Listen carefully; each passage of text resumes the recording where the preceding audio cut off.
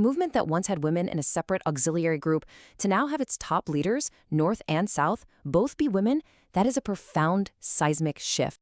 It forced a really difficult conversation inside the Republican movement about the clash between two big ideas, nationalism and feminism. At its heart, the tension was pretty simple. For traditional republicanism, the number one overarching goal was national liberation, a united Ireland.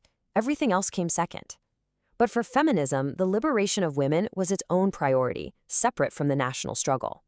For a long time, these two things were in conflict, with most female volunteers saying the national cause had to come first, period.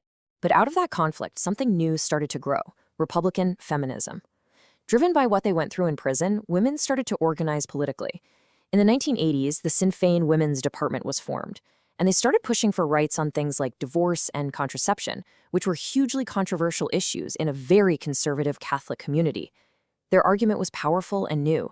You can't have true national liberation if women aren't liberated as part of that same struggle. And this internal political fight really set the stage for our final chapter, the absolutely remarkable transformation of Republican women from soldiers and prisoners to the very highest levels of political power on the island of Ireland. After the Good Friday Agreement, when the focus shifted from armed struggle to politics, things changed fast. By 2018, Mary Lou McDonald is president of Sinn Fein, and just this year, 2024, Michelle O'Neill became the first minister of Northern Ireland.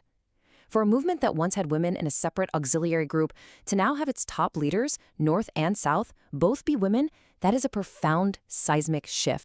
So when you look at it all, the journey from the filth and protest of a cell in Armagh, Gaul, to the power and prestige of the First Minister's office, it is one of the most incredible political stories in modern history.